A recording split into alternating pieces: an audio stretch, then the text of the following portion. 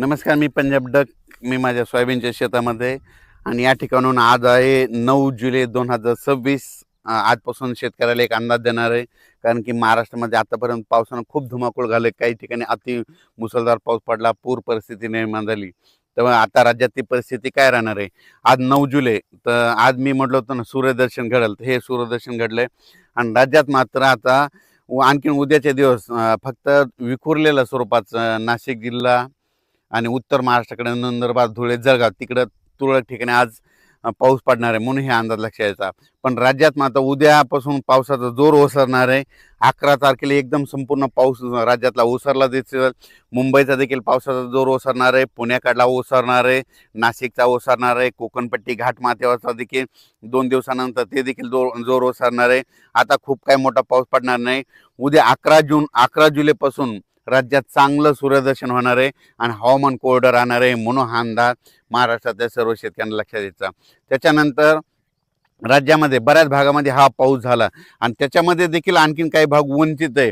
तर त्या शेतकऱ्याला सांगू इच्छितो की राज्यामध्ये आता पाऊस कधी येणार आहे, तर काय होणार आहे, 15 जुलैच्या नंतर, 15, 16, 17 जुलैच्या नंतर राज्यात पुन्हा थोडाच म्हणजे विखुरलेल्या स्वरूपाचा सगळीकडे पडणार नाही. फक्त ते पाऊस काय होणार आहे, जे वंचित जिल्हे आहेत, एक नांदेड जिल्हा झालं, काही भाग लातूर जिल्हा, धाराशिव जिल्हा, सोलापूर जिल्हा आणि बीड जिल्ह्याचा, त्या भागामध्ये काय होणार आहे म्हणजे 15, 16, 17 जुलैच्या दरम्यान तुरळक ठिकाणी भाग बदलत त्या 2-3 जिल्ह्यामध्ये एक पावसाची हजेरी असणार आहे म्हणून हा अंदाज लक्षायचा.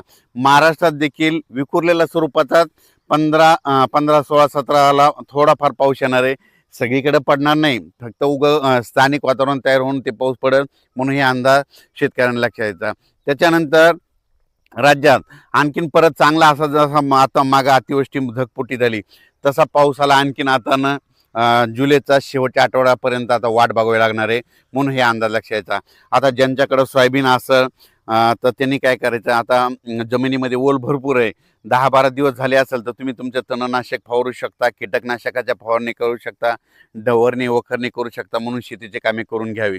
पण राज्यात मात्र आता मुंबईकरांना आता या पावसापासून सुटका भेटणार आहे. म्हणजे तिकडं देखील उद्यापासून एकदम हवामान कोरडं होणार आहे म्हणून मुंबईकरांसाठी आनंदाची बातमी, नाशिक जिल्ह्यासाठी आनंदाची बातमी, पुणे जिल्हा, घाटमाथा, कोल्हापूर जिल्हा तिकडे देखील आता परत पूर काय वाढणार नाही म्हणून त्यांच्यासाठी देखील आनंदाची बातमी. हे जे लो प्रेशर होतं, हे लो प्रेशर गुजरातकडे जाणार आहे. गुजरातमधून काय होणार आहे, इंदोर मध्य प्रदेशकडे जाणार आहे. मध्य प्रदेशकडून काय होणार आहे, उत्तर प्रदेशकडे जाणार आहे. उत्तर प्रदेशकडून इकडं नेपाळ ह्या तिकडं जाईल आणि तिकडं स्थिरावं, पण त्याला स्थिरावायला आणखीन 4 दिवस लागतात. मग जवळपास म्हणजे 12 तारखेपर्यंत जोपर्यंत शांत होत नाही तोपर्यंत आपल्या इकडं महाराष्ट्रामध्ये जवळपास 12 तारखेपर्यंत आता उद्यापासून म्हणजे आजपासून चांगलं वारं सुरुवात होईल आणि ते शांत होऊस तर परत पुन्हा काही आता एखादी प्रणाली तयार होत नाही म्हणून हे अंदाज लक्षात द्यायचा. म्हणजे आता राज्यात मात्र उद्या 11 तारखेपासून सगळीकडं चांगलं हवामान कोरडं राहणार आहे म्हणून हे अंदाज लक्षात द्यायचा. फक्त 15, 16, 17च्या दरम्यान परत एकदा पावसाळी वातावरण तयार होईल, पण तो इतका पाऊस असा जोराचा पडणार नाही, फक्त तुरळक भागातच म्हणजे विखुरलेल्या स्वरूपाचा ते असणार आहे म्हणून हे अंदाज लक्षात द्यायचा. चांगल्या पावसासाठी जुलैच्या शेवटच्या आठवड्यापर्यंत वाट पाहावी लागणार आहे म्हणून हे अंदाज देखील सर्व शेतकऱ्यांनी लक्षात घ्यावा. सोशल मीडियातून काय व्हायला थोड्या अफवा पसरत आहेत की परत आता पाऊस येणार नाही. शेतकऱ्यांना घाबरू नका, पाऊस येणार आहे. जुलैच्या शेवटच्या आठवड्यात देखील असाच एकदम आता जसा पाऊस आला ते चांगला पाऊस येणार आहे. पण तुम्हाला एक सांगू इच्छितो, 15, 16, 17च्या दरम्यान देखील थोडाफार पाऊस असणार आहे म्हणून शेतकऱ्यांनी तुम्ही काय करा, आपण आपले शेतीचे कामे करून घ्या, तणनाशक मारून घ्या, कीटकनाशक मारून घ्या. कारण की पाऊस बिलकुल येणार आहे, दुष्काळ वगैरे काही पडणार नाही. त्याच्यानंतर आता जुलैच्या शेवटच्या आठवड्यात देखील एक चांगला मोठा पाऊस येईल, त्याचा व्हिडिओ आणखी 2-4 दिवसात देईल. पण तोपर्यंत शेतकऱ्यांनी घाबरून न जाता आपण आपल्या शेतीचे कामे करून घ्या, फवारण्या करून घ्या, डवरणी करून घ्या, वखरणी करून घ्या म्हणून हे सर्व शेतकऱ्याला सांगू इच्छितो. ह्या पावसातून देखील महाराष्ट्रामध्ये काही तालुक्यामध्ये 10-15 गावं, 5-7 गाव असे वंचित राहिलेले आहेत. सोलापूर जिल्ह्यातले, लातूर जिल्ह्यातले, बीड जिल्ह्यातले, तिकडं नांदेड जिल्ह्यातले, परभणी जिल्ह्यातले, पालम ह्या परिसरातले त्या भागातल्या शेतकऱ्याला सांगू इच्छितो, आज देखील म्हणजे आज 9 जुलै, 10 आणि 11 ह्या 3 दिवसात देखील काय होणार आहे, विखुरलेल्या स्वरूपाचा पाऊस पडणं तुम्हाला पडू शकतो म्हणून हे अंदाज लक्षायचा. आणि याच्यातून तुम्ही वंचित राहिले तर परत पुन्हा काय होणार आहे, 15, 16, 17च्या दरम्यान एकदा थोडाफार पाऊस येणार आहे. ते मात्र ते पडून जाईल. म्हणून शेतकऱ्यांनी हे देखील अंदाज लक्षायचा.